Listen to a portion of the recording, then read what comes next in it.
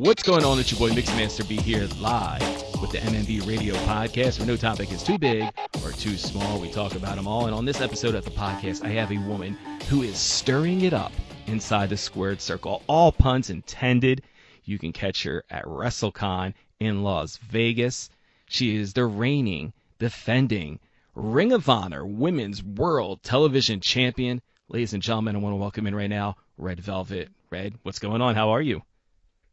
First and foremost, thank you so much for that introduction. I wish people could see me right now because I'm cheesing. That was beautiful. Thank you for that. That was great. If people could see me, how I'm cheesing, having you on the episode to talk about everything that has to do with Red Velvet.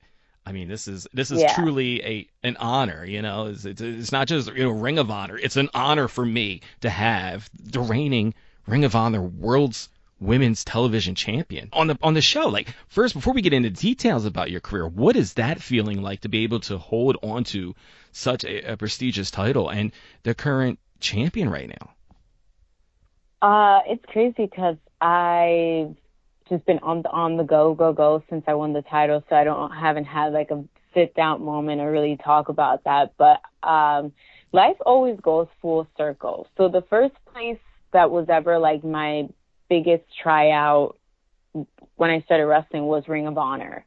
And at the time, it didn't fall for me. I didn't go there, but I just think it's crazy that was the first place that I wanted to go to and try it out for. And life goes full circle that now I get to represent the company and hold the title for that company. It just also reminds me where I was at the time when I tried out and now, and it's life goes full circle, but it's been great. No one prepared. Everybody wants a title, but no one prepares you for what happens when you win it and leading up to it. And it's been life changing for me and just for my outlook on my career, where I started, how I started in AEW.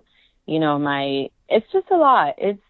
It's been a lot. I've had to take it in little by little. For the first couple of days when I won, I couldn't believe it. And people tell me all the time, sit with yourself and sit with that moment and look at your belt and you earned that and be proud of yourself. And it was hard for me to do that because I was just wow. Sometimes in the journey, you're never thought I'd get here. Or, I remember the days when I only thought about being here. So I'm definitely feeling very grateful and happy, but at the same time, I'm working. Yeah, you got a target on your back. I'm working. I got a target on my back. I've seen a lot of different sides of the women and how they get when they want what you have. Because I was always the chaser up until I hold gold. Now I have what people want, and it's a different game. But you know what? It's brought out a different side of me, and it's definitely taken me out of my comfort zone, and I'm happy about it, and it's only made me stronger. So it's taught me a lot. Now, I've been a fan of yours since I've seen you debut in AEW, and now I see you're currently on the Ring of Honor roster. What is some of the differences and the similarities from working with AEW and now working in a sister promotion of Ring of Honor? What is some of the things that you see that are kind of the same, and some of the things that you feel okay, I have more opportunities? What's the difference between the two that you've noticed? That's a gret question. So when I first started with AEW, it was my first real big time on television. So that was such a learning process. So I don't want to say, I just went into it just being so happy for any opportunity that happened. And now looking back, every opportunity that happened, I'm happy that I was, naive to how big the opportunities were, because it blocked me from freaking out, I guess, or not tapping to my fullest potential. Being on AEW has been a big learning experience for me. I've learned so much about television and my character and different aspects of my character. I've just learned a lot. Working for Ring of Honor now, especially for me now being a champion, I feel like I've stepped into more of the leader role. So I'm not only just like competing for myself or my title, but I feel it's also my job to help bring and rise other talent. And there's a lot of like younger, I say younger not in age, but in the business talent that's coming and getting to showcase what they have in Ring of Honor. And I'm happy and proud that I'm a part of like being able to help them, you know, step up their game and want to be a champion. And even if me being a champion, having started from like AW Dark to now being a champion in Ring of Honor inspires any of the women in the locker room or the younger ones coming in, like, I know I'm doing my job. But I'm still learning.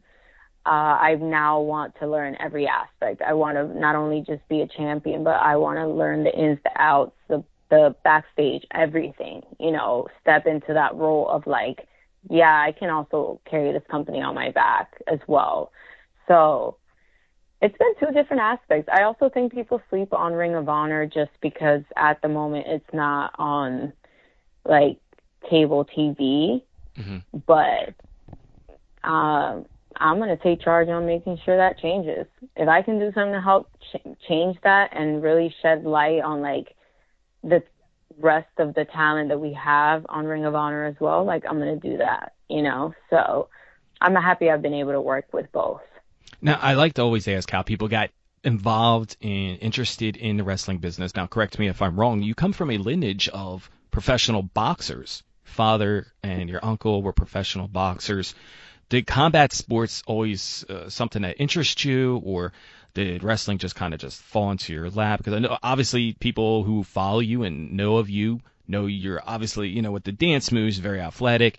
Like, how did wrestling just kind of become a thing that was like, hey, this is my calling? So I'll start all the way back. My dad retired when I was a baby. I was literally probably like days or weeks old when my dad retired. So I never got to see my dad or my uncle box. I knew of it, but I was so little, just even in the time my dad was like training other boxers and stuff. I was young, so I didn't jump fully into it right away, but I knew like of it. And I was 9 when me and my mom started watching wrestling. And I was mesmerized. It was like nothing I had ever seen before. And I was watching it with my mom, too. You would think I'd be watching stuff like that with my dad. But it was like me and my mom were watching it. And I told her I was going to be a wrestler, she says.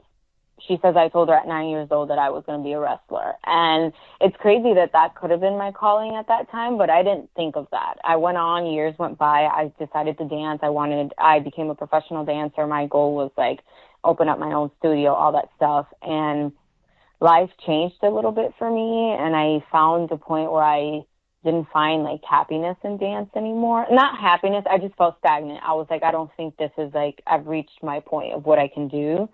And I flipped the channel that day and wrestling came on. And I had completely gone years of my life without watching it.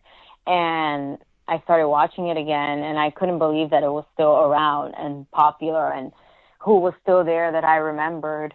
And that's kind of what sparked, like, me wanting to get into wrestling again, because I loved it as a fan my entire life, but you grow up and you forget about it. And then I got older, and once I turned on the channel and I started watching it again, I can't explain to people, I just kind of knew in my heart, like, once dance was over, I was so sure about dance in my life. And when I felt like I reached that point that I didn't know, I felt like turning on the channel that day was like a sign from the universe, because my mom says that's what I wanted to do since I was 9 years old, and that I told her firmly that that's what I was going to do. And like I said, life goes full circle, and here I am, and this is what I'm doing. I always thought my life was dance, but no, it was wrestling, because that's what I had set out to do in my 9-year-old little heart, you know. Mm-hmm. But it's crazy that that's just how it played out. Now, you talk about watching wrestling with your mom and being at 9 years old. Now, at 9 years old, obviously, there were a lot of bigger-than-life characters. Who were some of the people that you radiated to when you saw them on your screen and said, that's who I want to be like? That's who I idolize? Or was he just kind of just taken back by all of it? Well, I'll never forget, first time Mom turns on the channel, mind you, like, fan. I don't know what is even like wrestling, and it was Stone Cold and The Rock. Let's just leave it there. Those two, mainly even like Stone Cold, and they were like, I guess what was at the time like having either a street fight or like a segment through the crowd. And I was just like looking at my mom, and she was looking at me, but I laughed because I spoke about it with her today actually, and she had watched wrestling. I thought the first time she watched it was when I was 9 with me, but she had been watched it since she got here to the U.S. with a family that she worked with. She used to watch it with the kids. So I think that's also why she didn't change the channel that day, and I didn't know that, and that's great to know. But I watched The Rock and Stone Cold, but I was mesmerized by the Hardys and Lita. I thought she was just, first and foremost, beautiful. She was such a badass. Like, she was a beautiful woman that was like full of tattoos. Like, she just wanted, like, she didn't look like a bad person. She was kind of like a rebel, but like she was the only woman like flipping, and it was so powerful to me how powerful she stood out, like just like a superhero as to me as a kid. Like, she was the ultimate badass, and she was so good and so beautiful. And yeah, it was Lita and the Hardys. I fell in love with them. I was stoked when they came and saved her, and they got together. And yeah, it was the Hardys and Lita that did it for me at first. So the first two people I ever watched were Stone Cold and The Rock, and the rest was history after that. And it's crazy because a lot of people say, you know, Stone Cold and Rock, that kind of influenced them. I hear a lot of people say about like DX and, you know, NWO. And I'm an 80s baby, so I grew up in like the, you know, the golden age of, you know, pro wrestling. Yeah. So I had like the Hogans and the Ultimate Warriors and everything. And it's always funny when I ask people that question, because I can always kind of tell like what age range somebody is by who they mention. Oh yeah, I'm a 90s baby, you know. So it's really cool to be able to hear like so many people like they're like Stone Cold. So I'm like, there's like a generation that is just, they're Stone Cold babies. You know what I mean? They're Rock babies that are just, that's what. And it's crazy too, because my mom says like she made me a Halloween costume, or not a Halloween costume, but like an outfit she used to sew. And I told her if she could make me that one piece that Lita wore when she first came out with Esther Rios, the red leather one. Mm-hmm. And she was like, you're 9 years old, so we're not putting you in red patent leather, yes. but I'll make you like a little onesie like that. And she made it in blue, and I thought I was so cool, and I looked like Lita and stuff like that. I laugh every time. I have to find that picture. Yes, we do need to share that photo. I do. I have to find it. And that was risque back then, you know. Lita, she had like the thong showing in the pants, and it was like, oh, it was like, you can't be this on TV. And I mean, so much more stuff came after that, but yeah. But that was like the interlude to what was, you know, to be the attitude era of that. Yeah. Now, so you got involved in training for wrestling, and you actually trained with Bryan Danielson, right? With Fighting Evolution Wrestling, is that correct? No. So I started my first day of training was with La Rosa in Miami, Florida. She didn't have her school at the time. She was training at like an MMA gym. I met up with her. She taught me like my first bumps. I took them on like a cheerleading mat, pretty much. You know how MMA gyms are. Mm-hmm. Took my first bumps there. She went off to Japan, so she referred me to, he goes by JD Cool. He owns Fighting Evolution Wrestling. Gotcha. So I ended up training with him there, and he brought in so many great people like to do like classes for us, and you know, master classes. And after that, when I got to AEW, I was mentored by obviously Dustin. He trained us when we got to AEW. He was our trainer for the women, but like Dustin, Cody, and then later down the line, Bryan. I was very fortunate, still am, to like get advice and mentorship from Bryan Danielson. He's great. Now, what did you think? All my mentors have been great, but yes. No, what was some of the biggest struggles you had when training? Because a lot of people, when I talk to different pro wrestlers, they say everybody, you know, it's like the old Mike Tyson saying, everybody's got a plan to get punched in the mouth. So what is something like when you walk into these classes, what is the mindset? What do you think? What was the expectations? And then when did reality hit? Like, oh, okay, shit just got real. It's crazy that you say that because I feel like I danced my entire life, and I feel like sometimes people who don't know always will be like, oh, you're a ballerina or a dancer. Like, oh, that's so hard. But, like, the type of discipline that I learned and, like, how to make the best use of my body being my instrument and expressing my feelings through my movements, training was easy for me. It just came like second nature. That's why I feel now that I'm older, I thought dance was my entire life, but dance was part of my evolution into the wrestler that I am today. Because I look at similarities with wrestling and dance and all the aspects of entertainment. And I think I came in with experience I didn't know that I could use. So training was easy for me. Bumps sucked. My first training class, the next day, I questioned for a while if I wanted to go back. But I knew, like, I just knew that it wasn't easy because I would watch it on television. I was an athlete. Like, I was like, there's no way that this is easy. So I was like, okay, I hurt, but I just kept coming back. So I don't ever feel like there was a moment where I was like, I can't do this. I was just like, hang on, like, we're gonna do this. You know, I just kind of knew once I set my mind to it, and I knew that there was nothing holding me back because I was done with dance. So I dove head deep into professional wrestling, and already, like, being a fan, I just kind of felt ahead. I just always felt like I knew not a little bit more, but like I understood because I watched it for so long. I already knew as a fan what it felt like and stuff like that. And then I just had to learn like the basics and the stuff, and it's been a great journey for me. It sucks. It's hurt. It's painful. And I have a good laugh every time people say as an insult, oh, you do that stuff. Isn't it fake? And I just laugh and I say, I'll pay for your first training class. Yeah. See these bruises? These bruises aren't fake. I will pay for someone to take one day of a class of professional wrestling and then turn around and say, oh, don't you do that fake stuff? Because it's the same with ballet. Mm-hmm. It's so underrated. You know, people just say it for insult, but it's hard work, very hard work, but it's worth it. I would do it all over again. Now, you've had the opportunity to be in the ring with some of the greatest of greats, not only in pro wrestling, but outside of pro wrestling. And one of the most memorable moments is being in a mixed tag match with Shaquille O'Neal.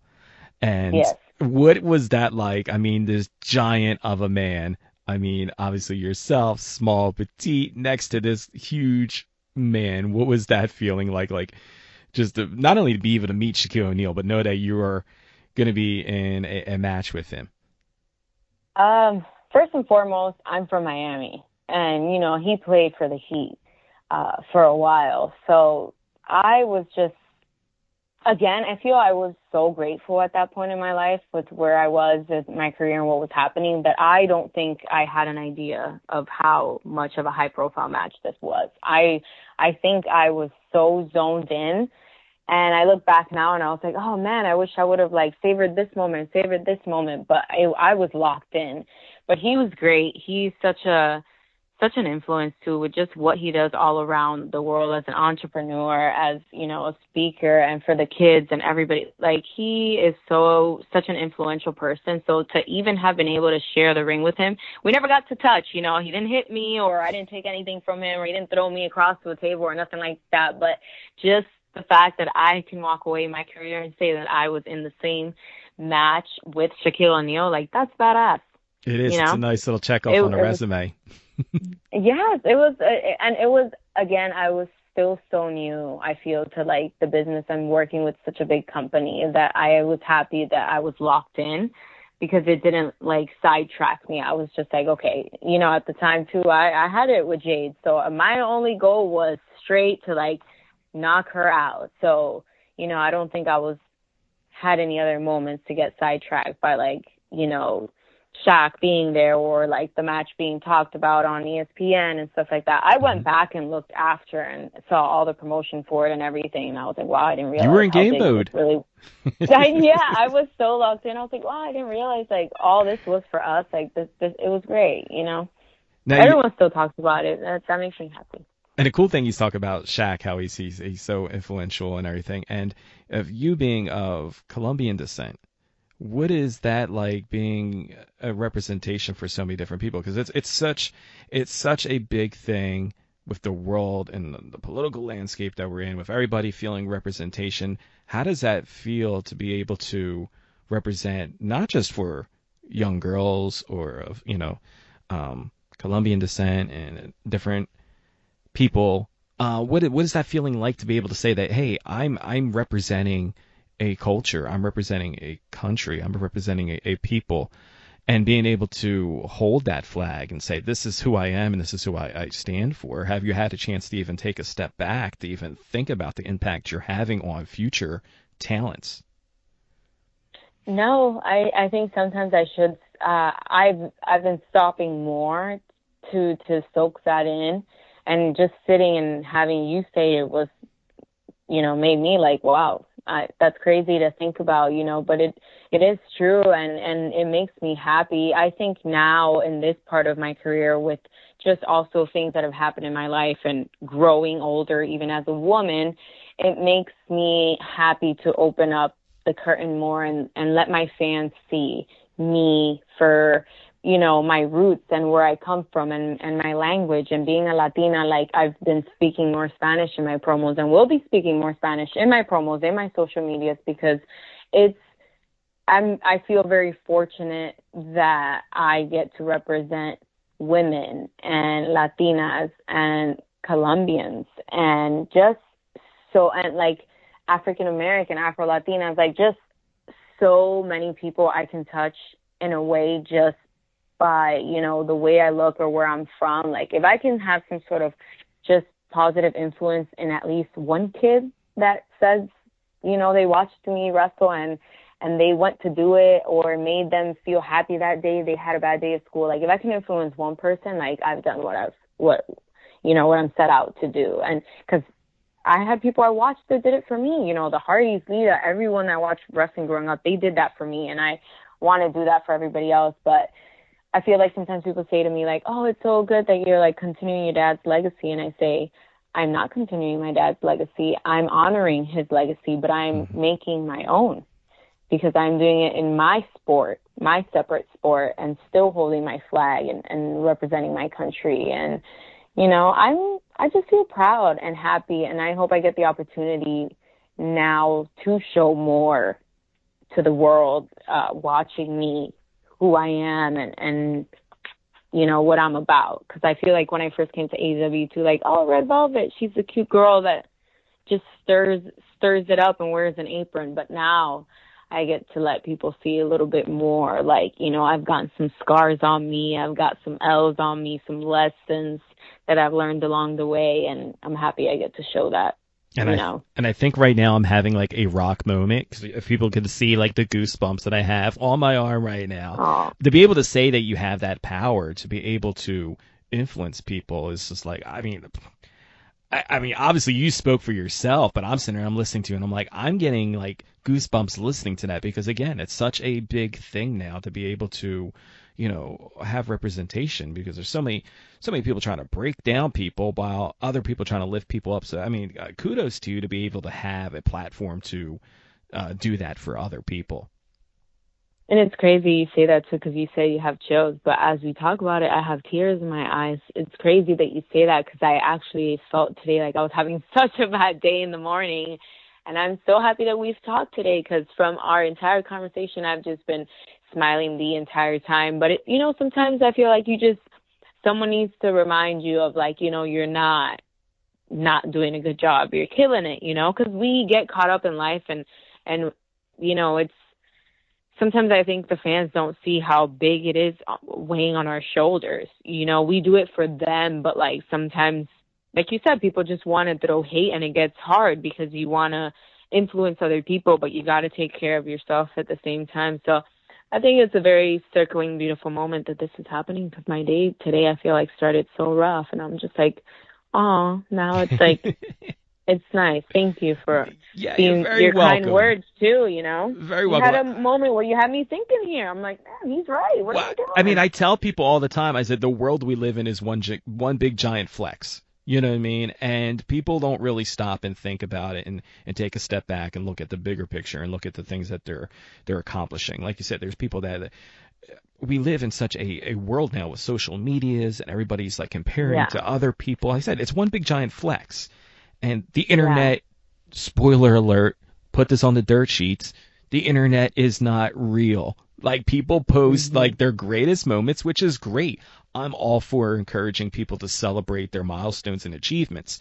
But at the same time, to be able to embrace the struggles that you have and say, hey, like you said, you got scars, you've got lessons, you've taken L's. Like you're able to look at all that and tell and show that to people and say, hey, anything worth having, they always say you have to work for, you know, and failures are just ways of getting better at something. Like nobody just comes out a finished product. And that's the cool thing from watching you from, like you said, your debut in AEW and now Ring of Honor, and you're killing it in Ring of Honor. And to me, that's just the most incredible thing to see, to watch someone's growth, you know, as a pro wrestling fan, to sit here and say like, hey, I watched her from the beginning and now I'm looking and I'm watching the progress and the steps of it.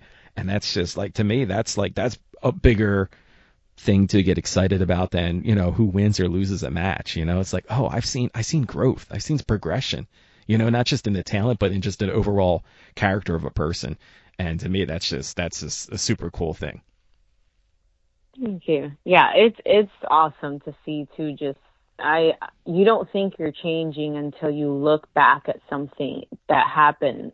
You know, I even look at down to like my first match ever at AEW, and I was like, wow, I don't recognize like who I look like. I'm not that person anymore. And like just how time has gone by, like that's 5 years ago. I even think like I've been with AEW for 5 years when I remember my first day there. So it's been a great journey, and I'm excited about it, and I'm excited about the future and what else I can start stirring up and shaking up around here. Things are getting kind of boring, so I think I'm going to have to pop up. Now, you mentioned stirring it up, and then you had the gimmick where you're wearing the apron and stirring it up. Now, everybody wants to know, they were saying, like, can you really throw it down? Can you cook? What is, like, is there something that you are, like, is that something that you are an expert at? It's funny, everyone wants to know. So, I live by the gimmick. I do love to bake. Mm-hmm. I love to cook. It's going to be a set of opinion if I'm a good cook or not. You know, I'd like to think my family and my partner think I'm a great cook. I'm still learning. There's some people that can like throw it down. I'm all for it. I'm still learning. I am Hispanic, so I was spoiled. My mom was the big cook in our family, so she was always cooking. And now, you know, I'm like on my own and stuff like that. I've had to learn how to throw down just like her, but I do love cooking. I do like baking. My other sister is now an executive chef, so she is teaching me even more on like baking. So only getting better. Now, having like a schedule that is just 24/7, traveling all over, a couple questions coming out of that, like how often do you get a chance to do things that you enjoy doing, whether it be the dancing? I know you've done the different modeling things. What other hobbies and things do you get to do and take part in when you do have downtime? When I have downtime, now that I'm getting older, I feel like I say older and it sounds like I'm getting old, but I just feel like now that I'm tapping into finding out my true self, I think a lot of parts of my younger self are coming out. I found myself enjoying more dance now. So I have like to go take different dance classes. I'm a lot more into recovery just because I've had a couple injuries and stuff like that. So I enjoy doing yoga or like having really good like stretch sessions and stuff like that. I'm bedazzle stuff. Mainly I've been bedazzling a lot of my shoes that I'm going to be wearing on TV now.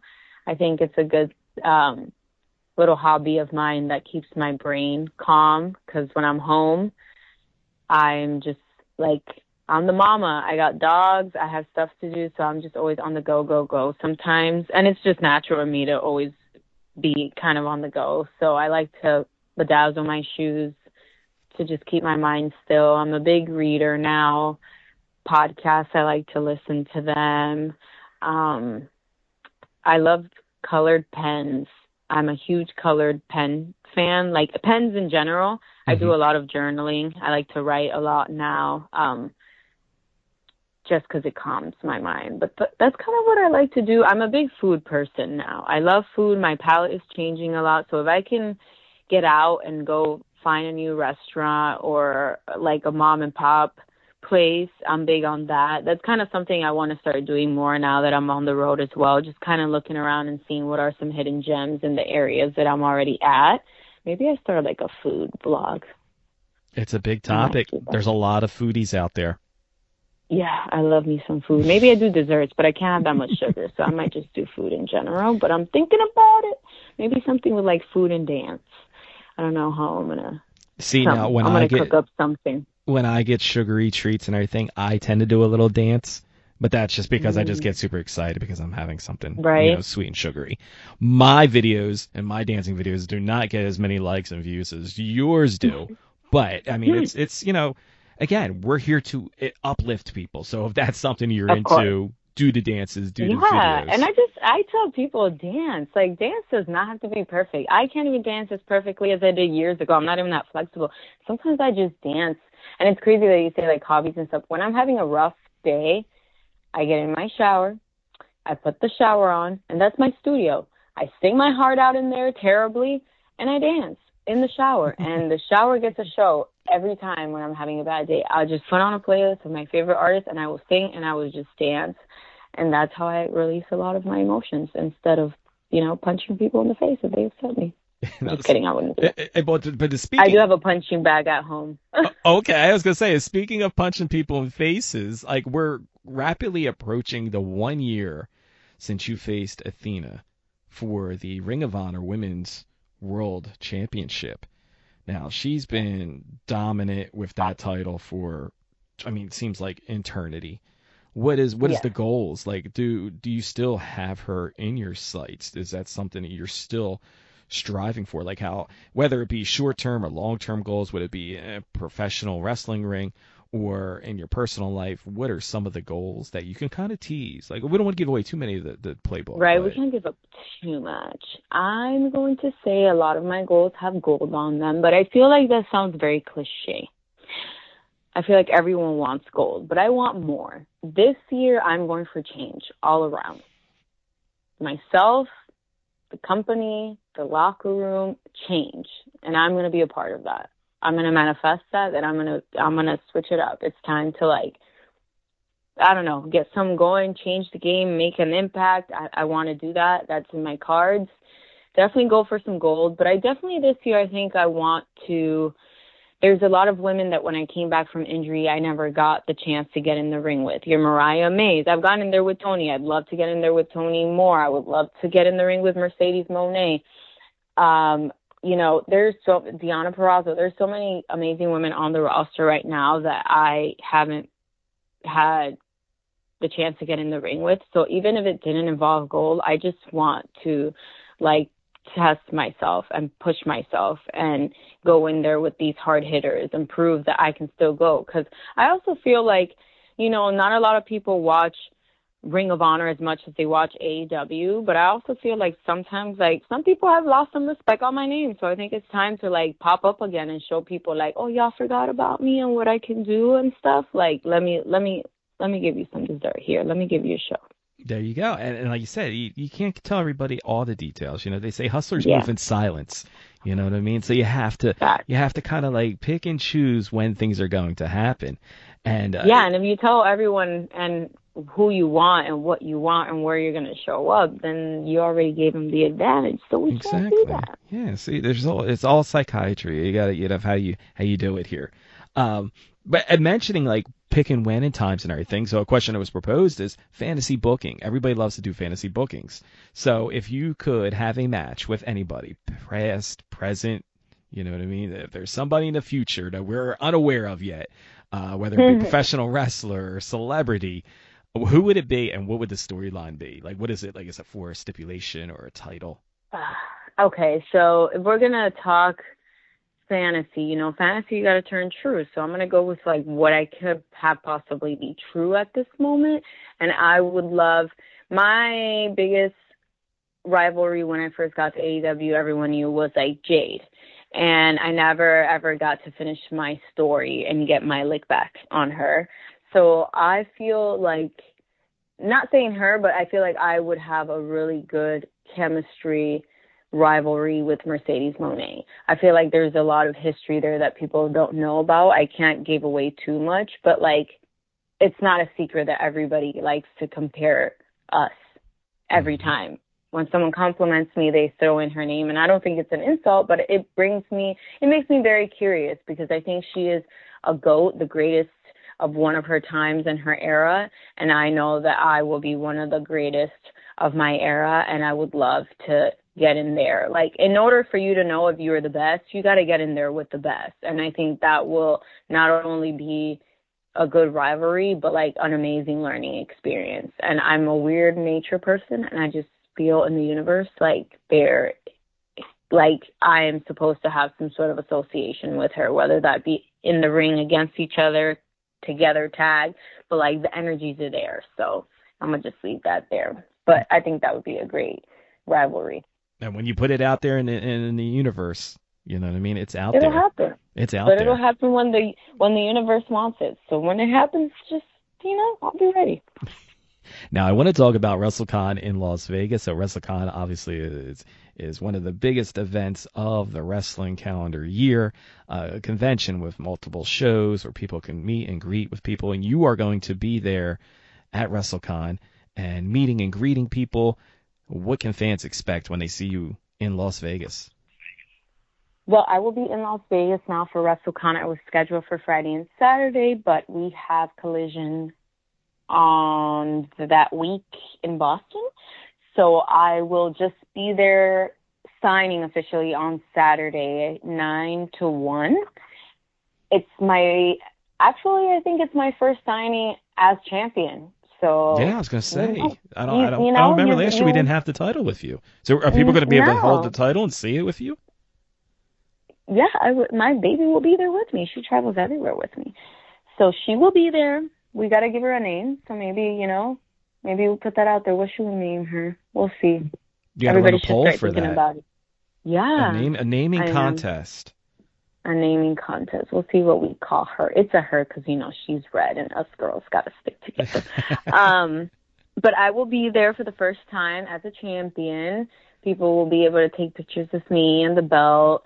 And we'll have a good time and see who pops up. I know I've had a couple of my loyal fans say that they're going to be there. So I hope to see the people I haven't seen. There's so many people I haven't seen in a while because I've been in and out in Mexico. And, I was gone for a while when I had that injury. So I'm excited to be back at WrestleCon, and it's a big weekend. So I hope to see all the fans. And it's a big deal that week because there's so many wrestling talents that are going to be in the area, like not even like close to thousands of like talent from all walks of life, all different promotions. Some crazy stuff can go down at WrestleCon. I've seen tables flipped over. I've seen people get in people's faces. Are you ready to stir things up there at WrestleCon if need be? If need be, but I'm just saying, whoever wants to try to come at my table and put their nose in my face, I hope you will. Yeah, I hope you do. Because I don't back down from nobody. So if somebody has a problem with me, actually, and they want to come see me, then you know where to find me. Hey, FAFO, you know what I mean? Like... FASMO. So if you want it, bring it. It's going to be at WrestleCon. It's at the Westgate in Las Vegas, and there's information at WrestleCon.com. And one other thing I want to talk about. So we're just coming off the heels of Dynasty here in Philadelphia, AEW Dynasty, and we got coming up the Supercard of Honor is going to be in Atlantic City at Boardwalk Hall. So cool vintage venue. If you've never been there, anybody hasn't been there, it's worth checking it out in Atlantic City. So you obviously are going to be defending your title because, that is on May 2nd. I don't anticipate you losing this title between now and May 2nd. So what are you excited? Is there anybody that, what is the game plan for that? I am excited. I'm excited to see who's going to step up or what situation will, how it's going to unfold. and who my opponent's going to be, because, you know, my previous opponent that I was picking a fight with is no longer with us. You know, I just run people out of companies. I'm just joking. I did not do that. I'm just joking. The dirt sheets are picking that up right now. I'm just joking. But, you know, clean slate, I guess you can say. So I'm a fresh target. So anyone who's hungry, come get it, because, you know, I'm always cooking. So if you're hungry, come get it. I'll feed you. And like you said, you could see, you know, we have a new Ring of Honor World Champion right now. So like there's a lot of big things happening in Ring of Honor. And then also the following day there in Atlantic City is an episode of Collision. So we will have a lot of the AEW talent just kind of lurking around on the boardwalk, you know what I mean? You know, hanging out, and, you know, maybe one of them might want to step up. Maybe. It's going to be great. I love Atlantic City. The couple times I've been there, I've had great memories with great friends and wrestling moments there. So I'm excited to go back, and I'm going back as a champion. So a lot of firsts this year of places circling back around to show up as a champion. It's you know, a new experience, and it's nice. And I'm excited for Super Card of Honor and who my opponent's going to be and who wants to smoke. But it's going to be great. Congrats to Bandito for winning the Ring of Honor, you know, heavyweight championship. But I'm saying that us Hispanics are thriving. We have Bandito, who's Latino. We have Commander now, who's the champion and is Latino. We have me, who's Latina. You know, I'm saying there's a little takeover. Ring of Honor is getting a little sazon, and I like it. Well, I'm totally excited to be able to say I've met you before in the past, and I can't wait to see you again in Las Vegas at WrestleCon, and then also at Super Card of Honor. As I mentioned from the beginning of the podcast, it was a huge honor to have you on, to be able to talk to you, to kind of get that one-on-one conversation with you and get to know you a little bit better, and for just brightening up my day. I mean, it's a gloomy day here in the Delaware Valley, in the Philadelphia area. It's been kind of like meh.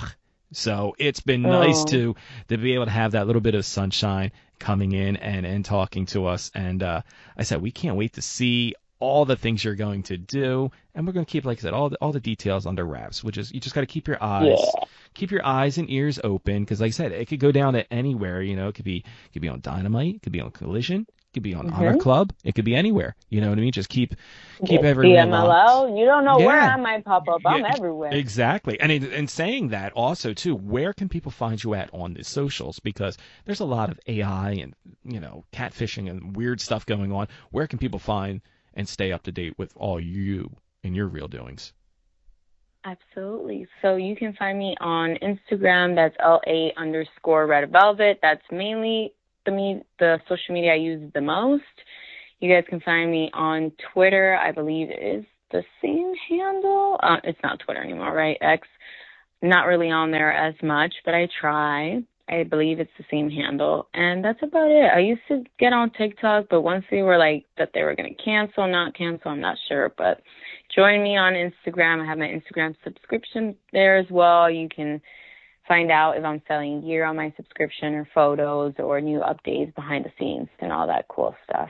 And who knows, maybe I start a food vlog now, a food dancing vlog or something. I was thinking of maybe I start teaching dance classes in the cities that we go to. Yeah, that'd be awesome. I mean, you could start off at Atlantic City, and I mean, there's a lot of, there's a lot of good food there on the boardwalk, and then you might need to do some, like, a video blog, and, just kind of doing videos of, like, all the different foods you're eating there, and, in proportions, like, obviously, like, we don't.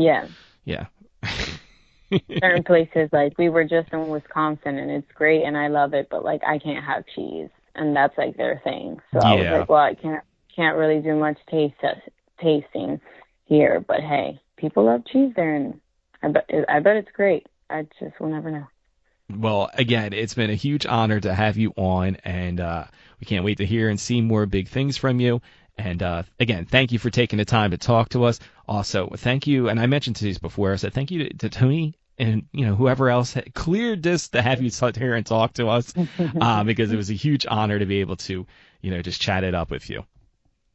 Thank you for having me. Thank you so much. What's up, guys? It's your girl, Red Velvet, and you are listening to Mixed Master B with MMB Radio.